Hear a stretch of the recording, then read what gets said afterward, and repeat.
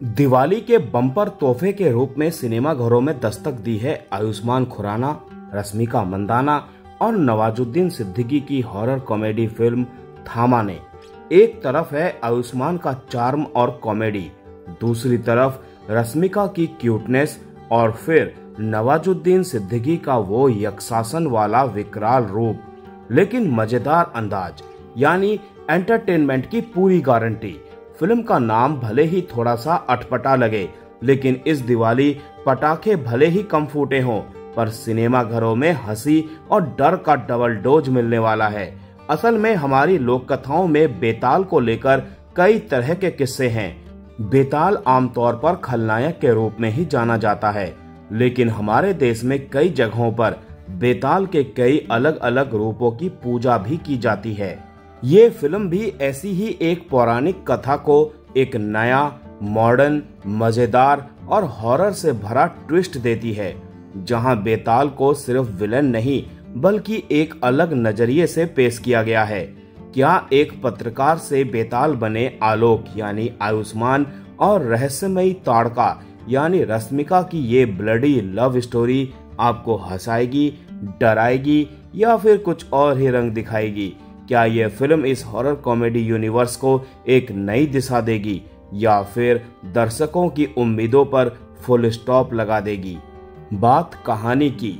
आलोक गोयल यानी कि आयुष्मान खुराना पेशे से पत्रकार है। वो सनसनी की खोज में अपने दोस्तों के साथ जंगल में ट्रैकिंग का एडवेंचर करने निकलता है, लेकिन जंगल है तो कुछ जंगली तो होना ही था। वहां एक भालू उनसे भिड़ने चला आता है, लेकिन तभी एंट्री होती है मिस्टीरियस गर्ल ताड़का की। ताड़का यानी रश्मिका मंदाना की। ताड़का का कबीला, जिसके सिर पर कबीले का पूर्वज और उनका सरदार थामा यानी यक्षासन नवाजुद्दीन सिद्दीकी बैठा है। वो भूखा प्यासा है और इंसानों की बलि चाहता है। ताड़का की दुनिया, जिसमें हर कोई खून पीकर जिंदा रहता है, उसकी दुनिया आलोक की दुनिया से कितनी अलग है, ये देखना बड़ा दिलचस्प है। कबीले वाले आलोक को थामा के पास फेंकते हैं, लेकिन ताड़का उसे शहर ले आती है। शहर में आलोक की मम्मी को तो ताड़का संस्कारी बहू लगती है, पर पापा परेश रावल का सक्की मिजाज हर पल अलर्ट मोड पर रहता है। कहानी में बड़ा ट्विस्ट तब आता है जब आलोक की जान बचाने के चक्कर में ताड़का उसे भी अपनी वैम्पायर कम्युनिटी का हिस्सा बना देती है।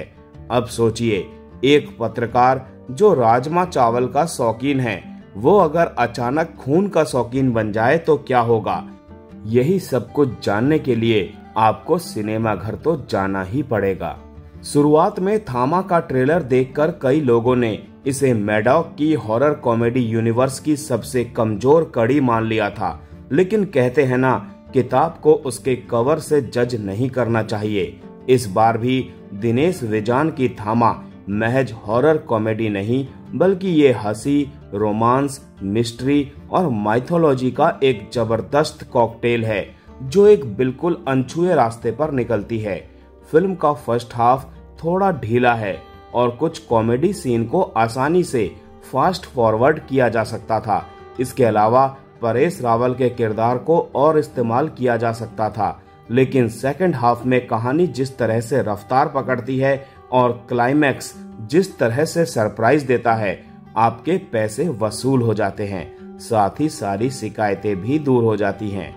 आयुष्मान खुराना आजकल चुन चुनकर फिल्में कर रहे हैं, पर थामा को चुनकर उन्होंने अपने कैरियर के लिए गोल्ड मेडल जीत लिया है। उनके सामने है नेशनल क्रश रश्मिका मंदाना। पर्दे पर इन दोनों की जोड़ी और केमिस्ट्री बहुत ही शानदार है। रश्मिका ने ताड़का बनकर अपने किरदार में पूरी जान झोंक दी है, वहीं आयुष्मान ने बेताल बनने से पहले वाले मासूम पत्रकार और बेताल बनने के बाद वाले रोल के साथ पूरा इंसाफ किया है। ये तो सब जानते हैं कि कॉमेडी तो आयुष्मान की नस नस में बसी है, तो इस जोन में खुद को ऐसे ढाल लेते हैं जैसे वैम्पायर अपने आप को खून में, लेकिन इस बार उन्होंने एक्शन से भी दिल जीत लिया है। नवाजुद्दीन सिद्दीकी यक्षासन बनकर डराते भी हैं और अपनी कॉमिक टाइमिंग से आपको हंसाते भी हैं। यानी उनकी एंट्री पर तालियां और सीटियां तो पक्की हैं। साथ में परेश रावल, फैजल मलिक, जिन्हें आप पंचायत के रूप में पहचानते होंगे, और गीता अग्रवाल जैसे मंझे हुए कलाकारों ने भी अपने अपने रोल को पूरी शिद्दत से निभाया है। फिल्म में कुछ सीक्रेट एंट्रीज भी हैं जिनके नाम अभी हम आपको नहीं बताएंगे, क्योंकि इनका मजा आपको थिएटर में ही लेना चाहिए। बस इतना समझ लीजिए, हर कलाकार ने अपनी एक्टिंग से कहानी में 4 चांद लगा दिए हैं। अब सीधी बात, नो बकवास। देखिए, अब फिल्म देखने से पहले ये मत कहिएगा कि हमें हॉलीवुड वाला चमकीला वैम्पायर नहीं मिला। बरसों से हम हॉलीवुड की ट्विलाइट और वैम्पायर डायरीज देखकर बेतालों को सूट बूट में ढूंढते रहे हैं, लेकिन थामा आपको बताती है कि देसी बेताल क्या होते हैं। तो अब अपनी उस आदत को ताला मारिए कि हर चीज की तुलना हॉलीवुड से करनी है।